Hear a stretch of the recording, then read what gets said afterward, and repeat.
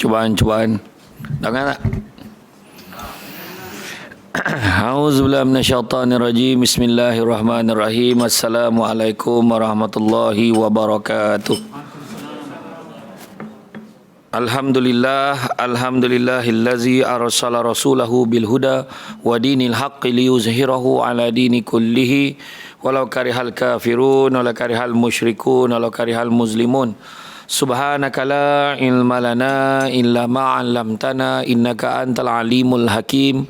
Rabbi shrah li sadri wa yassir li amri wahlul 'uqdatam min lisani yafqahu qawli. Alhamdulillah, syukur kepada Allah Subhanahu wa taala. Sekalung apresiasi dan terima kasih kepada tuan pengerusi acara. Tonggak-tonggak kuat kepada bakat. Dan alhamdulillah dengan limpah dan izinnya. Wah, tengok satu lagi mikrofon TV3. Macam sidang akhbar. Okey. Dengan limpah dan izinnya dapat kita bersama-sama pada pagi ini berada di dalam majlis ilmu. Nampak biasa. Nampak macam biasa, tapi hakikatnya ramai orang yang kita dah ajak payah nak datang. Kita ajak kau jomlah sekejap je, seronok. Tak apalah, kau pergilah dulu sampai ke sudah dia tak datang. Kan? Bukan senang. Sebab apa? Disebutkan. Pernah satu ketika Hanzalah bertanya kepada Saidina Abu Bakar, "Wahai Abu Bakar, boleh tak kau tanyakan kepada Rasulullah?" Kan? Tanya pada Rasulullah SAW, tanya apa? Tolong tanya macam mana nak mengelakkan diri kami ni daripada menjadi seorang munafik. Kenapa lah kau tanya macam tu? Saidina Abu Bakar kata, ni terjemahan tau. Tak adalah dia bercakap rupa itu, kan? Dia kata, kenapa lah kau tanya macam tu? Yalah, bila kami bersama dengan Rasulullah cerita syurga, terbayang syurga. Cerita pasal neraka, takut buat dosa. Tapi bila Rasulullah cerita pasal dunia pun tak nak pada dunia. Tapi bila dah jauh pada Rasulullah, kan, kami mula leka dengan suami, leka dengan isteri, leka dengan anak, leka dengan dunia. Kami bimbang kami menjadi seorang yang munafik. Yalah, depan ni baik, dah belakang ni tak jadi tak baik. Jadi Saidina Abu Bakar bila tanya pada Nabi, soalan yang ditanya oleh Hanzalah, apa jawab Nabi? Nabi jawab, perbanyakkanlah menyertai halaqah zikrullah. Banyakkanlah mengikuti majlis-majlis yang mengingati Allah. Contoh, tak kisahlah dah berapa minggu, berapa tahun dah duduk kat sini dengan ceramah, macam-macam penceramah sampai. Setiap kali penceramah tersebut, dalam hati kita kena pula benda yang dicakap tu kena dengan kita. Dalam hati kita pun cakap, aku tak nak lah macam tu. Ya Allah, aku kenapa lah macam tu. Iyalah, sama. Teringat dekat Allah, betul tak? Keluar pada bakat ni, buat perangai ni balik. Kan?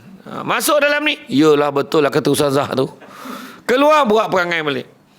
Datang, sebab apa? Kita kena selalu. Bila kita selalu istiqamah kita, lama kelamaan yang baik itu jadi biasa. Betulkan yang biasa, biasakan yang betul. Lagipun Nabi sebut, tadi saya tengok ada yang tadi parking jauh, jalan berseret-seret jalan. Sian tengok.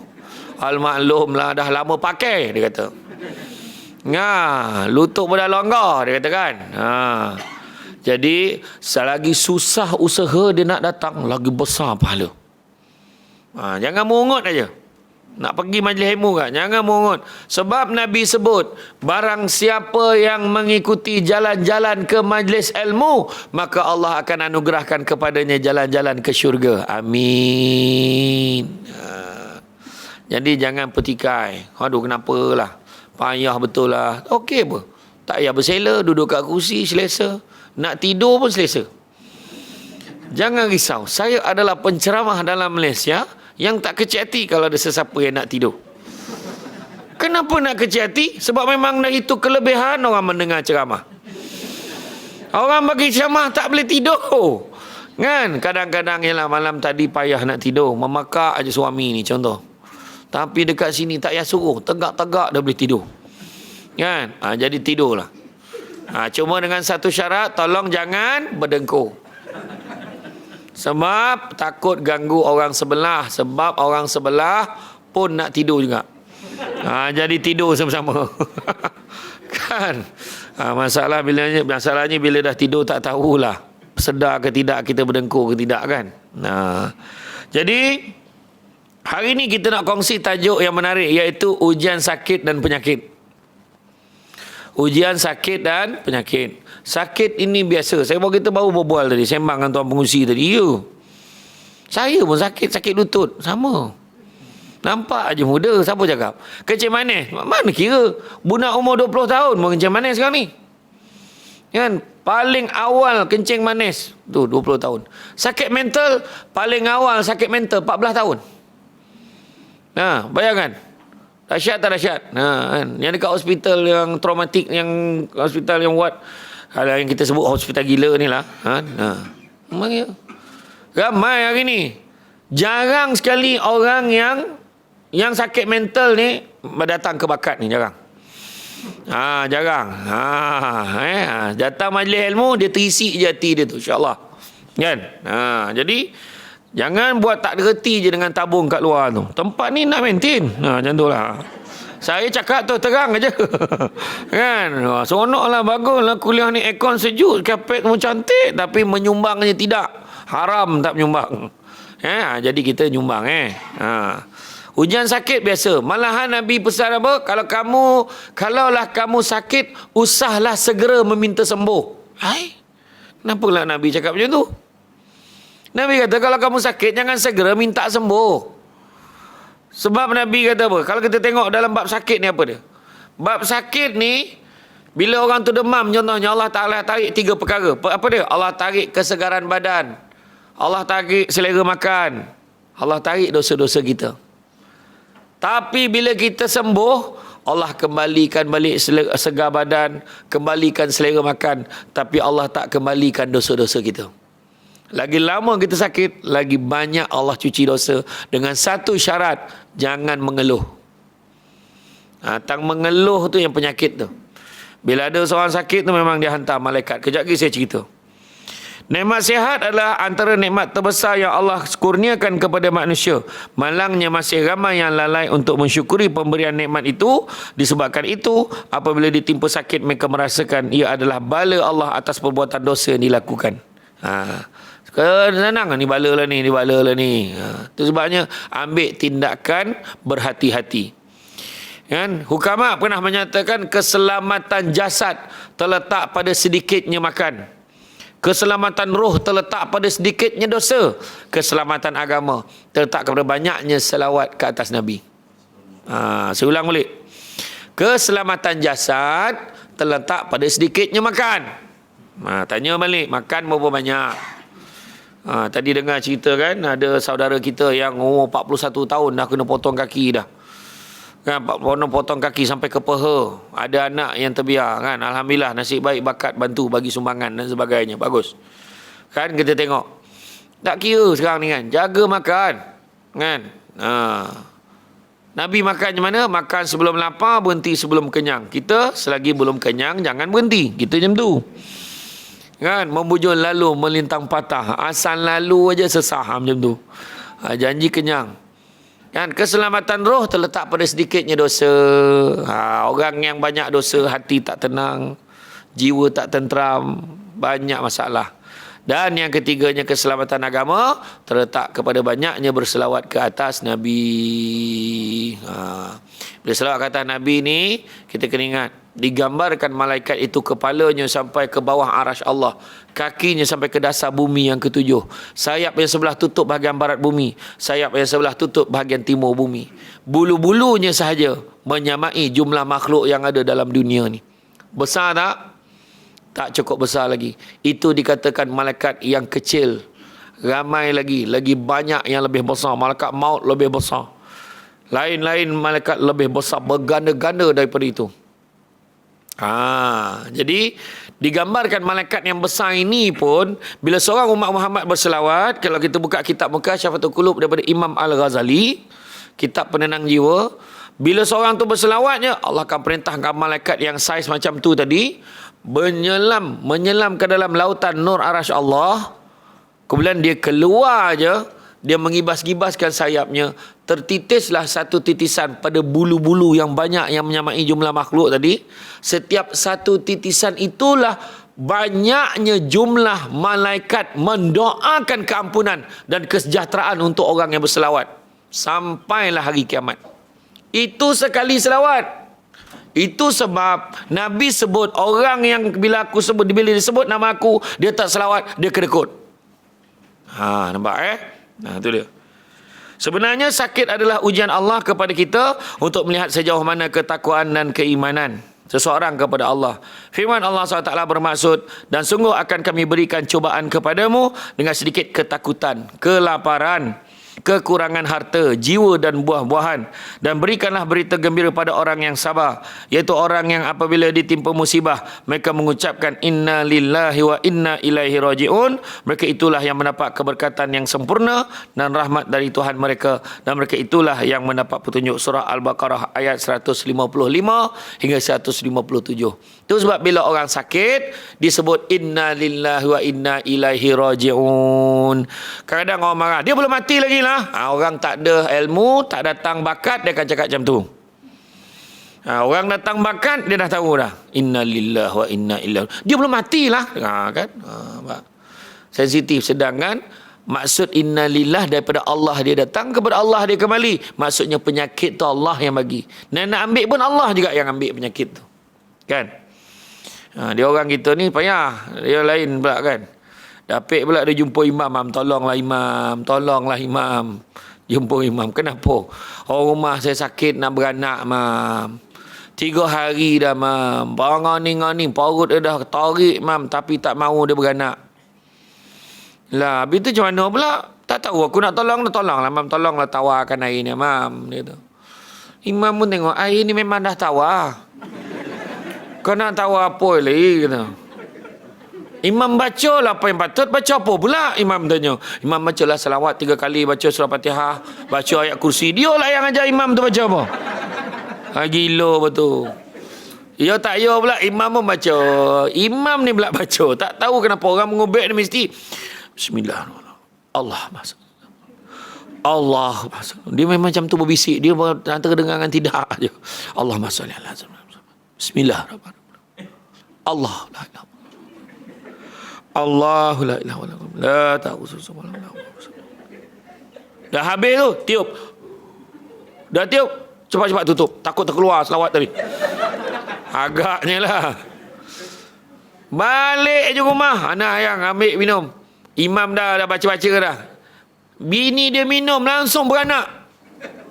Bila dah beranak, besok beratur panjang semua bawa botol rumah imam. Tu perangai orang kita pula. Percaya ke Allah ke percaya ke imam cakap. Tu dia. Dan paling teruk penyakit orang Melayu kita ni, orang kita. Pening kepala. Kau pergi jumpa ni pakar ni. Jumpa pakar saraf. Kepala sakit. Tak tahu kenapa sakit sangat kepala ni. Pergi dekat ni pakar saraf. Pergi jumpa ke pakar urat. Pergi jumpa pakar kepala. Ada pakar kepala. Saya tengok, okey kepala ada. Tahu kepala ada. Dia katakan tu. Sakit kepala ni doktor. Scan tak ada. Lepas tu buatlah MRI semua. Satu badan semua. Scan semua. Tak ada masalah. Last sekali jumpa imam. Imam malam ni baca Yasin. Boleh tolong mam? Tolong mam baca Yasin. Minta doa mam. Allah Ta'ala last sekali. Cuba fikir tu. Dah tak boleh jumpa imam. Apa punya teruk level kita letak dengan Allah. Lepas tu kita komplain. Doa tak makbul. Apa juga buat mesti ingat Allah. Itu penting. Yang jadi tak makbul selama ni itulah dia. Kita letak Allah ni sampingan dia. Nampak? Sungguh-sungguh buat. Kalau minta dengan Allah tu sungguh-sungguh. Percaya betul. Tu sebab kena bangun malam. Kan? Setiap perkara yang berlaku punya hikmahnya. Sakit yang mendidik kita menjadi seorang yang sabar berdepan dengan penyakit dihadapi. Andai kita reda menghadapi ujian itu, akan gugur dosa yang telah kita lakukan. Bila seorang tu sakit, Allah hantar 2 malaikat pergi tengok. Bukannya Allah tak tahu, saja bagi kerja ke malaikat. Kau pergi tengok si Fulan ni cakap apa? Dia demam. Allah. Bila malaikat tengok dia cakap apa? Agaknya Allah saja bagi aku sakit ni, biar aku boleh rehat kat rumah agaknya. Alhamdulillah. Malaikat pun report, ya Allah, dia cakap Alhamdulillah ya Allah.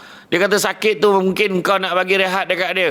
Kalau begitulah kata dia, Allah Ta'ala kata, kalau dia mati akan ku masukkan dia ke dalam syurga. Andai kata dia hidup, akan ku gantikan daging dan darahnya dengan daging dan darah yang baru. Tu sebab orang yang bila elok demam nak menebas lah, nak berjalan macam-macam kerja dia buatnya. Mengecat lah, macam-macam buat. Basuh kereta, basuh motor, segala benda boleh basuh. Punya seronok dia bila dah sihat tu. Yang sebenarnya daging dan darahnya Allah bagi yang baru sebenarnya, kekuatan tu. Tapi kalau pergi tengok, apa dia cakap? Malaikat tengok, Allah, kenapalah demam macam ni, mati lagi baik. Contoh. Bila dia kat jantung, dia kata, ya Allah, dia mengungut, Allah, dia kata mati lagi baik. Allah kata apa? Kalau itulah katanya, suruhlah dia sembah Tuhan selain aku. Mana Allah tak nak peduli dah kat kita. Allah bagi sakit. Contoh, sakit kanser. Mungkin ada di kalangan kita ni ada yang sakit kanser. Saya ada berita baik. Ada tak saudara mara kita, suami, isteri kita yang meninggal sakit kanser? Ada kan? Semak balik anak murid debat saya di Universiti Sains Islam Malaysia USIM dah buat kajian. 90%, lebih 90% orang yang mengidap penyakit kanser meninggal pada hari dan bulan yang baik. Confirm. Mesti jatuh hari Khamis, Jumaat, malam Khamis, malam Jumaat, bulan Ramadan, Syakban, Syawal. Bulan-bulan baik betul. Dan satu lagi, kenapa orang kanser yang teruk ni Allah bagi dia soalan bocor. Dia boleh agak dia nak mati bila. Doktor pun cakap, bawa balik lah. Bawa balik. Itulah peluang keemasan pada dia. Bukan memanglah cakap senang lah ustaz, tak rasa. Dia nampak dia sound gitu kan. Orang yang sakit tu, bayangkan hebat tak hebat dia, kematian yang dicemburui. Bila dia dah sakit, dia tinggal 2 bulan, 3 bulan tu, dia keluar, mak kata keluarkan duit ni mak. Ni 20,000, 10,000 abah dengan mak pergi Mekah. Mak pergilah umrah haji, mak pergilah. Ni 10,000 mak bagi dekat Along nak berniaga itu. Dia nak kat kedai, bagilah kat dia. Lepas tu lagi 10,000 ni mak, 1,000 tu mak tolong bagi dekat masjid, bagi dekat surau, mana wakaf, bagi mana buat pondok, nak buat sekolah agama, bagi. Lepas tu lagi 500 nak top up. Top up. Nak buat apa top up? Rupanya telefon tu, dia telefon seorang-seorang minta maaf zahir batin, dia mungkin tak lama lagi dah hidup. Allahu Akbar. Kita yang perasan umur panjang ni. Kan? Bukan tahu. Tarik nafas pagi ni. Rasa sempat 50 tahun lagi ni. Macam tu? Boleh? Belum tahu lagi. Kan? Nabi pesan, siapa yang hidup pagi jangan cita-cita hidup sebelah petang. Yang dah hidup petang jangan cita-cita sampai malam. Yang hidup malam jangan cita-cita hidup sampai esok. Hiduplah seadanya. Kan? Tapi kalau Allah bagi peluang hidup, syukur banyak-banyak. Syukur banyak-banyak. Tu sebabnya berapa ramai kalangan kita kan, nampak kawan-kawan sakit, dengarnya haji apa tu sakit dah terlantar. Ya ke? Aku ingat petang ni nak pergi tengok lah. Kita nak pergi tengok petang tu. Petang tu kita pun, isteri tanya, abang jadi tak nak pergi tengok haji yang sakit tu? Macam malam lah, besok pagi lah. Besok pagi ada lagi, esok lah. Malam tu meninggal haji tu. Apa yang ada? Baru nak pergi tengok. Wahal ada peluang kita tangguh-tangguhkan. Itu haji tu meninggal. Kalau kita meninggal, sudahnya yang haji itu jarah kita. Nampaklah. Jangan terpedaya dengan muda sebab mati tak syarat tua. Jangan terpedaya dengan sehat sebab mati tak syarat sakit. Orang boleh kata, memanglah dia orang pergi bakat tu semua nak mati belaka duduk dalam tu. Contohnya, yang bercakap tu mati dulu. Yang dalam ni tiap-tiap minggu terseret, merangkak datang. Tapi sakit-sakit datang. Orang sehat walafiat tu, dia ingat dia tak mati-mati apa?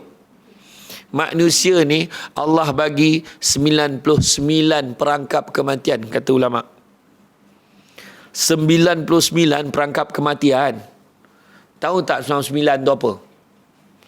Kita naik kereta, orang sebelah accident, sikit lagi, baik bukan kita. Tu satu perangkap terlepas.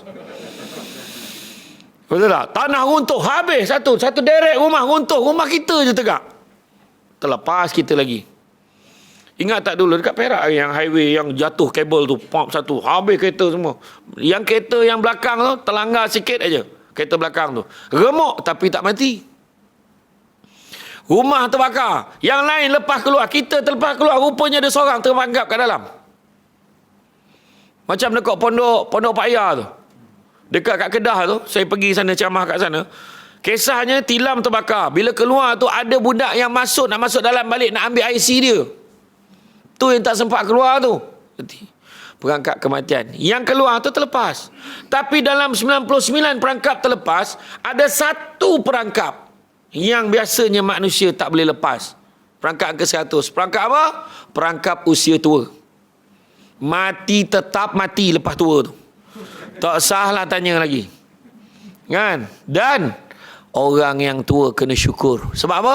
Allah bagi peluang kita jadi tua. Dapat bagi bakat. Yang lain tu, yang muda tu, jangan perasan dia sempat tua. Belum tahu lagi. Tu sebab seronok tengok ada yang muka-muka yang muda datang. Yang lain tu remaja lewat. Dia bukan tua, dia remaja lewat. Kan? Ayat ni. Yang muda-muda datang. Allah suka orang tua beribadah, tapi Allah lebih suka orang muda beribadah. Allah suka orang kaya bersedekah, tapi Allah lebih suka orang susah yang bersedekah. Nampak tak? Kena faham tu maksud tu.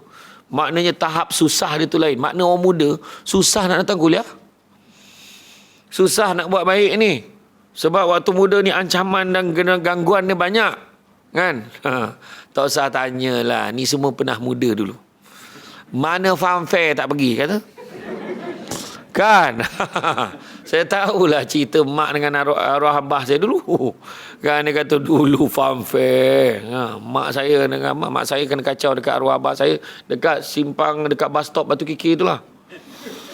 Mak saya ambil upah masak dekat kampung Batu Kikir tu. Abah saya dah berkenan. Dia kacau. Lepas tu dia ulang pula dekat farm fair kat Singapura Bulos, Jelebu. Dia pun hantar surat. Siapalah kita, hidung tak mancung, pipi tu sorong-sorong, macam tu lah. Tu maklum saya cerita. Akhirnya kahwin. Seawal umur mak saya 17 tahun dah dapat saya. Tu dia. Mak saya muda lagi. Mak saya lahir tahun 1958. Tu dia. Sedikit tentang saya. Macam tu lah. Kan? Jadi saya ada 5 beradik. Semua Samsul. Samsul debat ada, Samsul debab ada, Samsul lebar ada. Semua ada. Saya 5 beradik. Adik saya yang keempat dan kelima tu kembar lelaki perempuan. Tu seorang perempuan tu je tak Samsul. Dia je Syamira. Yang lain semua Samsul belaka. Tu sebab dulu kalau orang telefon rumah, "Hello, Assalamualaikum pakcik, boleh cakap dengan Samsul?" "Samsul mana satu?" Arwah abah saya tanya. Semua Samsul dalam rumah ni. Itulah. Kan? Jadi mana kata, ada perangkap kematian ada satu, perangkap usia tua. Sebenarnya syukur Allah bagi kita peluang tua. Kadang-kadang orang tu jangan ingat dia muda dia tak mati-mati. Jangan cakap. Ada orang tu jalan bam jatuh dalam lubang dalam gila pun tak dalam jam tu, bak kata Ustaz Kazim. Lubang tu dalam. Lepas tu orang cakap memang mati ni, confirm mati. Bomba dan penyelamat tarik pakai tali sampai atas, tengok nadi ada lagi, denyut lagi. Hidup lagi dia. Rupanya dia pengsan aja. Bila dia terjaga, bang hebat. Kenapa? Dia confused. Baru bangun. Kenapa? Abang jatuh dalam lubang dalam tu bang, tapi tak mati. Ya ke? Mana lubang tu? Dia tunyau lubang tu, langsung mati. Terperanyat tengok lubang tu. Dia mati bukan sebab yang kita fikir. Dia mati bukan sebab yang kita fikir. Dia mati ni sebab Allah dah tentukan dia mati. Ada orang daripada kat Singapura, umur 22 tahun, sihat walafiat. Dia balik pada kerja, penat sikit. Mak ayah mari makan sama. Ni bukan Islam lah.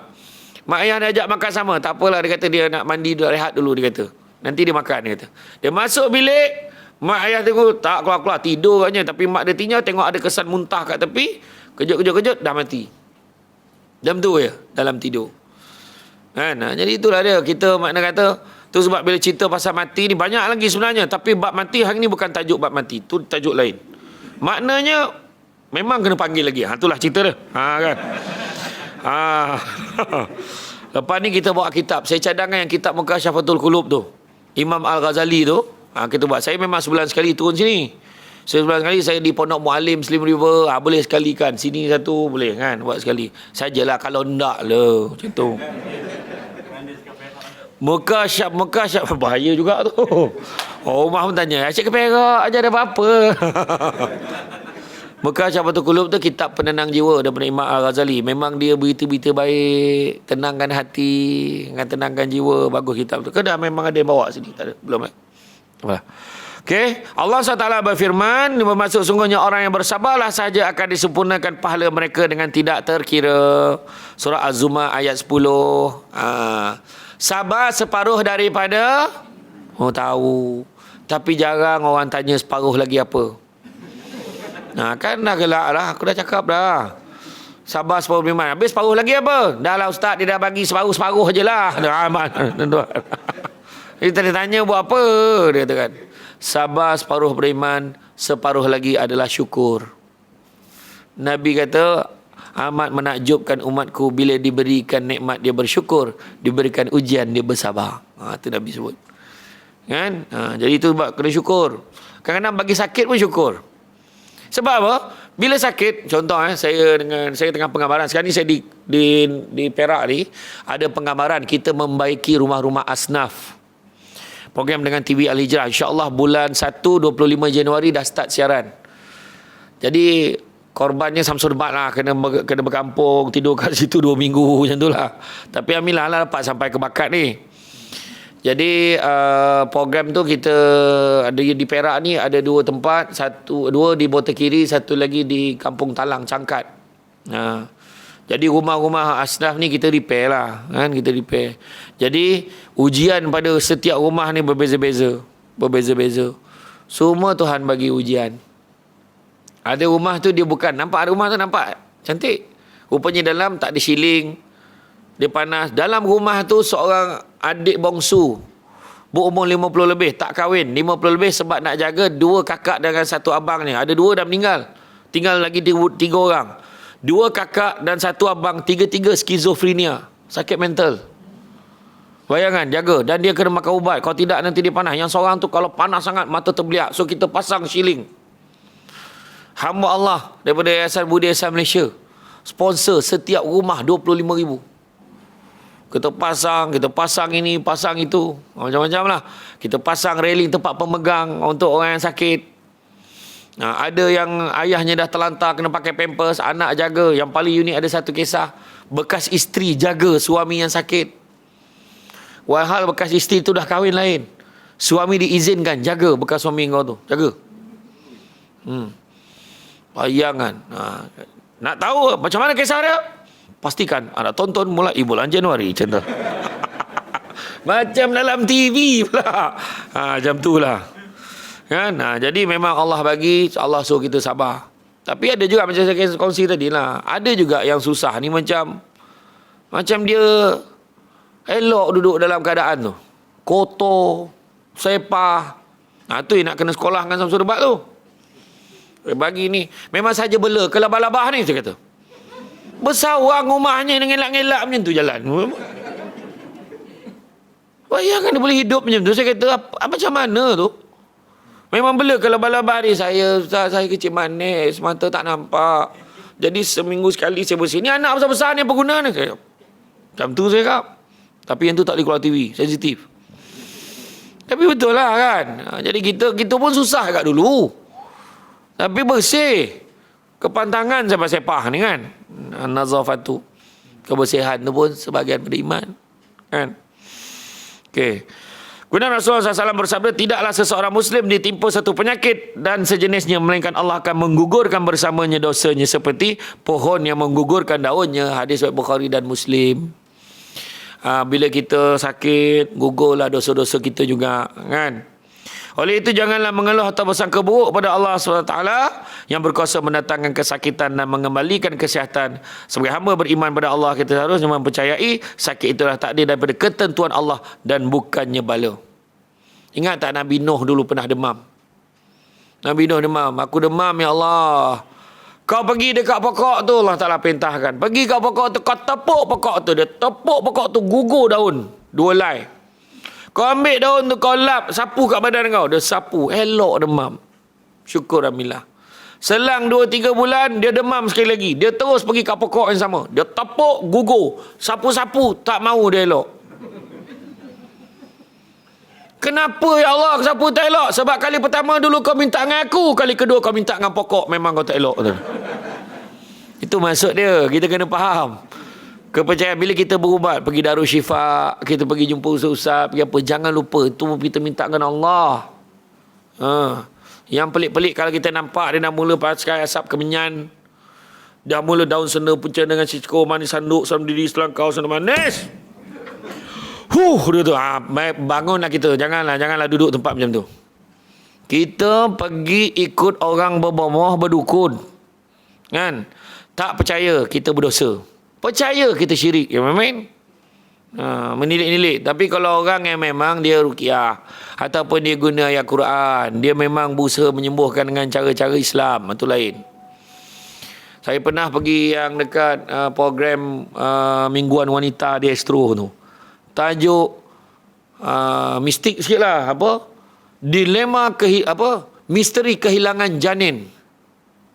Terkejut saya. Ingat dalam Mastika aja ada. Rupanya memang betul berlaku. Di kampung-kampung banyak kes ni jumpa kan. Sebab kita percaya benda-benda gaib. Benda ni banyak berlaku. Kesian. Termasuklah tetamu yang datang dekat studio masa tu. Kakak ni 5 kali keguguran dan 4 kali hilang janin dalam perut. Dah buat kad merah tu dah, buku merah tu dah buat. Check up setiap bulan macam mana. Sampai bulan ke-5 hilang. Bulan ke-6 hilang. Macam-macam lah. Masa tu tetamu yang sesuai untuk cerita benda tu Ustaz Syarahan. Confirm lah. Memang Ustaz Syarahan lah. Saya memang-memang bulu tengkuk, tak dapat buat kelakar tu. Terkejut. You ke Ustaz? Betul, benda tu betul berlaku. Yang paling dahsyat Ustaz Syarahan kata, paling teruk sekali, dalam bilik labor room hilang. Push, tengok, tak ada. Dia telefon, Ustaz, macam mana ni Ustaz? Macam mana saya nak jawab ni Ustaz? Tak ada Ustaz. Benda berlaku. Dia kata antara penyebabnya orang dulu-dulu tak apa benda berjanji ni. Yang dulu menyimpan benda-benda dulu tu, lepas tu tak buang pula. Lepas tu satu lagi, kedua, kalau kita naik kereta, kalau boleh elok-elok, perlahan, hati-hati. Jangan kadang-kadang terlanggar binatang. Ada binatang dekat jalan ni kadang-kadang. Rupa-rupanya nak waktu malam gelap tu kadang ada makhluk-makhluk yang tertentu tu dia menyerupai binatang. Macam lah. Kan? Dia berdendam lah. Masalahnya dia ambil anak kita. Satu lagi bagi nama anak jin. Balkis. Zakwan, nama anak saya tu. Kadang kita panggil tu tepuk kanjat jin tu. Macam tu. Iya.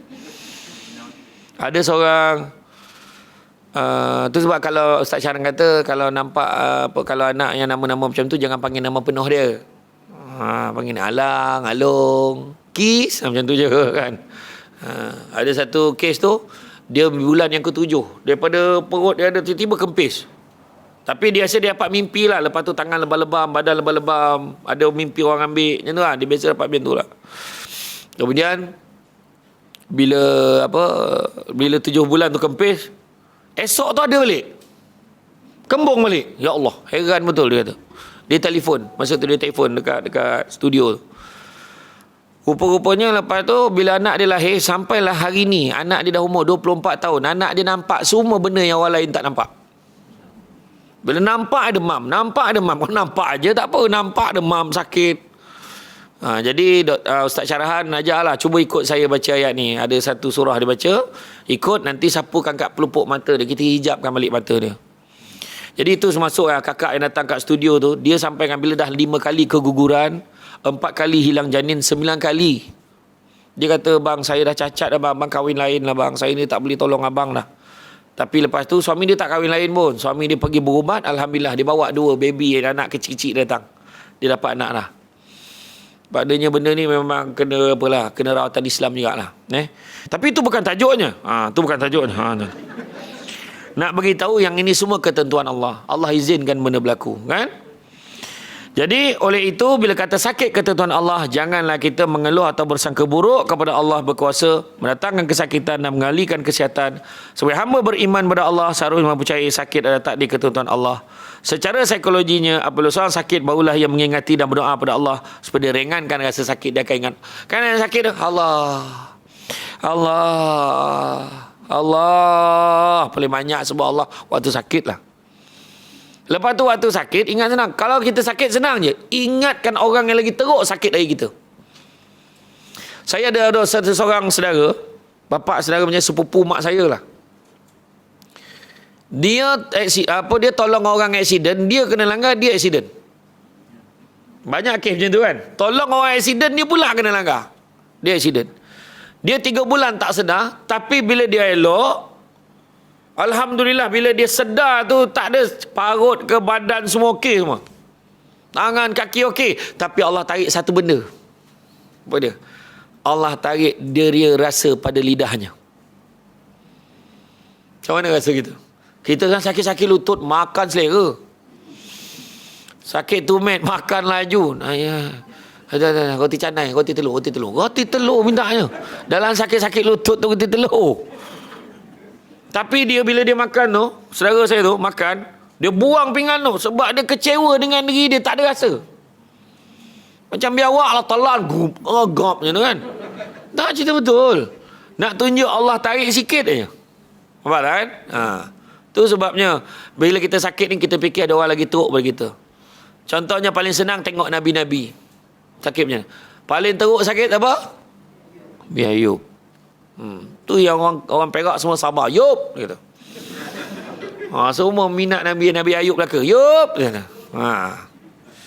Nabi Ayub dia sakit, ada riwayat kata 7 tahun. Ada riwayat kata sampai 18 tahun. Sakit kulit ni pada seluruh badan. Dikatakan seluruh badan, tubuh badan Nabi Ayub ni semua kena penyakit kulit. Yang elok betul-betul hati dan lidah dia. Yang lain semua penyakit. Ulat-ulat makan daging-daging dia, tinggal tulang aja dah badan Nabi Ayub ni. Sampaikan ulat yang makan tu terjatuh, bukan dipijaknya, diambil letak balik. Tu Nabi Ayub. Sebab dia tahu itu pun makhluk Allah nak makan. Bila isteri dia kata, wahai suamiku Ayub, kau mintalah dengan Allah sembuhkan penyakit engkau. Apa Nabi Ayub kata?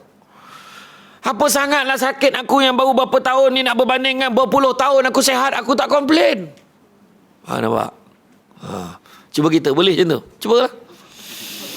Abang pergilah jumpa doktor. Apa sangatlah sakit abang yang 3 hari nak bandingkan Nabi Ayub yang berpuluh tahun. Amboi ayat. Kan, macam tu kan. Tak dapat dah kita. Termasuk yang bercakap ni. Pening kepala dah mula macam-macam ubat telan kan. Tapi betul. Tapi sebenarnya tu kita tengok. Cuma Nabi Ayub dia tak tahan satu je. Bila orang dah mula start memfitnah, macam fitnah dia. Bila dia terdengar ada yang diorang berbual, tak apalah salah Nabi Ayub ni sampai Allah bagi dia ujian macam tu. Allahu Akbar. Masa tu tersentak Nabi Ayub. Langsung Nabi Ayub bersujud. Ya Allah, aku bersumpah aku tidak akan bangkit bersujud ni melainkan kau sembuhkan aku ya Allah. Maknanya Nabi Ayub tak kisahlah, serah pada Allah. Nak sembuh-sembuh. Kalau tak dia sujud je lah. Maka pergi gitu Allah Ta'ala suruh dia hentakkan pergi ambil dekat ada satu tanda air tu, pancut air, hentakkan kita pancut air, ada dua tempat, yang satu tu buat mandi, satu lagi buat minum. Elok sehat walafiat. Masa tu Nabi Ayub dikembalikan balik. Nabi Ayub asalnya kaya-kaya, duit banyak kan, harta benda banyak, tapi dia makin lama makin tak ada disebabkan sakit. Dihalau oleh masyarakat. Dia bukan halau lah, dia terpaksa mengasingkan diri dia sebab orang tak tahan bau dia, anak-anak pun tak sanggup jaga dia. Macam itulah keadaan Nabi Ayub. Dan bila Nabi Ayub sihat, Nabi Ayub dapat kembali semua apa benda yang dia ada dulu, termasuklah anak seramai 35 orang. Orang dulu umur macam mana pula? Kan 200 tahun, 300 tahun. Nabi Nuh paling lama 950 tahun. Kita jangan bercita-cita rupa itu. Kan? Kita kalau 950 tahun hidup, agaknya dalam dewan ni saya seorang aja. Orang tak datang lah. Lambat lagi nak mati ustaz. Engkau koma bila nak pencen? Dalam 750 tahun lagi. Bila lambat betul pencen tu kan? Tak adalah Dan ketika ditimpa musibah dan tugaan barulah sedar kembali mencari dan sujud kepada Allah untuk mengadu.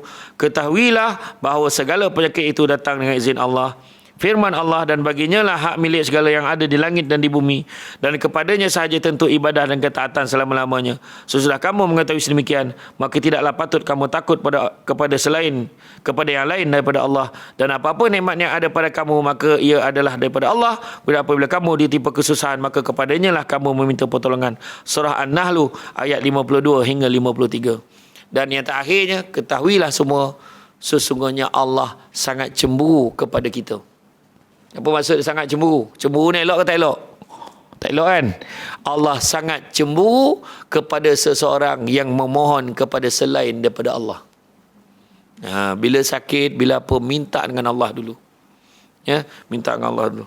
Bersyukurlah selagi mana nikmat sihat masih dipinjamkan untuk kita untuk beribadah dengan sempurna kepada Allah. Cuba lihat berapa ramai saudara kita yang ditarik nikmat sihatnya tidak mampu melaksanakan ibadah dengan sempurna. Ada orang terbaring, kena ambil, ada orang lapkan, ambilkan wuduk untuk dia. Kan? Kita masih boleh bersendiri, syukur. Sebab dalam hidup kita ni, saya selalu pesan buang penyakit hati, insyaAllah. Buang penyakit hati, maka penyakit-penyakit yang datang pun okey. Pertama, buang penyakit tamak. Jangan ambil hak orang. Kedua, buang penyakit sombong. Tak ada benda nak sombong kan. Tengok, sombong. Ni semua ada yang dulu pangkat besar-besar pun dulu. Sampai masuk pencen. Kan? Termasuk yang bercakap ni. Tadi jawatan baca begitu begini. Dulu pernah jadi ini, pernah jadi ini. Saya dulu pangkat tu, penasihat undang. Amin. Sampai masa dapat kad pencen. Sama je kita. Saya kalau pergi hotel tunjuk kad pesara tu dapat 10% diskaun. Kan? Jadi sampai masa kita pencen. Semua Tuhan bagi pinjam. Duit Allah Ta'ala bagi sementara. Bukan boleh bawa mati. Nabi nengok ada 7 dinar lagi dalam rumah ni. Kenapa masih ada lagi 7 dinar? Macam 70 sen. Kenapa masih ada lagi duit ni kat rumah ni? Pergi sedekah bagi kat orang. Aku tak nak Allah Ta'ala tanya ni. Bertanggungjawabkan atas 70 sen ni. 7 dinar ni. Nampak? Kita pula heboh. Duit tak ada nak mati ni. Macam mana? Kan? Jadi jagalah. Elok-elok. Jadi makna kata, buang penyakit sombong. Kan? Sombong baju baru. Tempah baju awal tahun. Bulan 1 tempah baju raya. Sepapan beli. Dah siap akhirnya PKP. Masa bila nak pakai? Cuba cakap. Beria. Sudah ambil gambar dalam Facebook. Orang pun tak tahu tu gambar tahun bila. Kan? Betul tak kan? Sekejap je. Kereta baru. Berapa lama baru? Samsung depan ni Azia. Itu yang tadi aku sampai dia tak tahu je. Sabarnya lah. Tapi memang suka naik Azia. Senang. Berdua je. Kan? Parking senang. Jalan senang. Minyak murah. Kan? Tak ada apa. Okey je. Kalau naik ramai-ramai bawa keluarga barulah naik ramai-ramai. Naik besar sikit kan? Itu je. Itu dia. Jadi mana syukur. Dan yang ketiga, buang perasaan dengki. Jangan dengki dengan orang. Sentiasa betulkan hati kita. Menurut sahabat saya, Ustaz Syed Abdul Kadir Al-Jufri, tanda-tanda dengki dah mula bertapak dalam hati kita adalah apabila orang dapat kelebihan, kita tak rasa apa-apa. Mana dengki dah mula ada tu. Dia dengar dia dapat ni lah. Tahu-tahu. Macam tu je. Dia tak rasa apa. Tapi kalau orang tu dapat kelebihan, tak patut dia dapat tu. Tu confirm dengki. Orang tu dapat UPSR, anak dia dapat 6A. Macam anak dia seorang pandai. Tu dengki tu.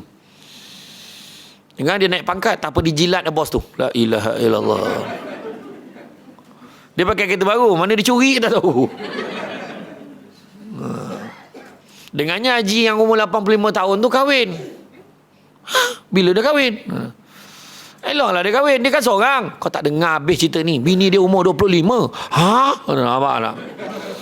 Haji tu umur 85. Bini 25. Tak buntang mata. Orang perempuan tu mulalah bercakap. Malam pertama mati tu. Tu dengki tu. Dengki. Cuba cakap. Alhamdulillah dapat isteri yang tegap. Boleh jaga dia. Macam tu lah cakap. Cuba tanya perempuan tu, apa yang suka sangat dengan Abang Haji tu? Bukan dah banyak umurnya. Dia tu romantik. Dia pandai jaga hati saya. Dia pandai bergurau. Lepas tu kan, setiap kali saya marah, dia tak pernah balas balik. Dia ada pakak, tak terangar je mana balik. Contoh. Tapi orang sini kalau 85 okey. Ni orang tempat lain. Sini okey. Bukan orang bakat ni, orang tempat lain. Jadi tuan-tuan dan puan-puan sekalian, itu saja. Lepas ni saya nak pergi ke RTM pula kat Ipoh. Saya ucap terima kasih banyak. InsyaAllah ni ujian sakit dan penyakit ni biasa. Allah sayangkan kita. Dan Allah bagi sakit dan penyakit, Allah nak ringankan, Allah nak tinggikan martabat kita, nak naikkan darjat kita, nak cuci dosa-dosa kita. Malahan ada setengah ulama' berpandangan, barang siapa yang hidupnya 40 hari berturut-turut tidak diuji oleh Allah, tak ada masalah. 40 hari tak ada masalah apa-apa pun, percayalah yang dia itu jauh daripada rahmat Allah. Mesti ada ujian. Keluar-keluar selipar hilang. Tu ujian tu. Oh, dia senyum. Oh, ni Allah sayang kat aku ni. Tapi kalau tiap-tiap kali datang bakat hilang, bengih lah. Kan? Beli selipar je hilang. Jadi itu saja daripada saya. Saya ucap terima kasih banyak. InsyaAllah kita jumpa lagi di lain kesempatan. Seronok datang sini. Cuma sedikit makluman. Di luar sana ada saya bawa bingkisan sikit. Saya tak tahu pula ramai. Hari-hari tak cukup penat budak saya ngantarnya. Iaitu saya bawa susu kambing Al-Amr. Susu kambing Al-Amr ni adalah baiklah untuk orang yang sakit lutut, untuk orang gastrik. Susu kambing ni dicampur madu, campur kurma. Saya minum daripada dulu sampai kesudah tak jumpa madu. Rasa ada. Macam tu. Susu kambing campur madu, campur kurma. Pertama dia baik untuk orang gastrik. Lepas tu baik untuk orang yang GERD. Yang maknanya yang angin lambung, tengah malam tersedak. Kalau dia lepas makan tak cukup 3 jam dia dah tidur dia senang kena. Lepas tu orang yang sakit tulang, sakit lutut, yang paling cepat sakit lutut, sakit tumit, pijak, tangan kebas-kebas, memang elok. Susu kambing ni tak ada bau sebab dia bukan pakai kambing Kuala Kangsar. Dia pakai kambing daripada Holland, Belanda. Tapi saya tak bawa banyak jangan berebut-rebut. Mana yang ada lah. Kemudian baik untuk orang perempuan yang hormon merayau, kejap awal, kejap lambat, kejap tak mana perginya. Boleh minum. Tapi mana yang dah tak ada tu tak usahlah cari, dah tak ada. Kemudian baik juga untuk orang yang sakit tulang, osteoporosis. Yang terbaru di Masjid Imam Masjid Palung 12. Dia sakit lutut. Dia semayang dekat kursi. Dah 6 bulan. Dia berurut beratus-ratus habis. Alhamdulillah, dengan izin Allah dia minum, tak sempat habis satu kotak. Alhamdulillah dia dah boleh semayang macam biasa. Begitu juga manager Bank Islam Seremban, Puan Yusmaiza, mak dia di Kelantan, mak dia orang Kelantan ni sakit lutut tak boleh jalan, dah boleh jalan dah. Anak di Pontian saya pergi baru-baru ni, anaknya ada kuman kat kepala. Kan tu sebab budak-budak makan pasir ni kena, jangan bagi. Dia makan bila dah kuman dah masuk sampai ke kepala bernanah tak perasan, operate 7 kali buang nanah ni dekat kepala. Akhirnya anak ni tak boleh cakap dan saraf dia tu menyebabkan dia tak boleh cakap. Dia macam tu je, dia terbaring. Masalah dia kata mak dia, masalah dia je dah umur 5 tahun. Masalah anak dia ni kalau 4-5 hari dia tak buang air besar, mak dia terpaksa vacuum. Bila vacuum berdarah-darah, kemudian dekat hidung keluar nasi apa semua, muntah. Jadi dia try, baru satu cecet tau, satu paket tu dia bagi 2. Dia bagi 2, buang masuk bancuh dalam botol, minum pagi, minum malam. Alhamdulillah buang air sempurna setiap hari. Kemudian kalau bancuh dekat dalam cawan macam ni, bancuh penuh. Kalau cawan bancuh macam ni, biar dia pekat. Jangan air banyak sangat. Orang kencing manis boleh minum sebab dia tak ada gula. Cuma bubuh penuh sikit. Memang sedap, insya-Allah. Dia tak ada bau. Kalau minum ada bau, makna yang minum tu belum mandi. Macam tu. Hari ni kita offer. Kita offer harga satu kotak RM45. Beli 2 RM90. Macam sama je dia kata. Tak apalah kalau mana yang tak ada nanti bagi nombor telefon. Saya bagi nombor telefon nanti dia post terus kat rumah. Siapa yang tak bawa duit pun tak apa, ambil bank in kemudian. Tak, saya percaya. Melainkan memang dah ada niat tu, saya redha jelah.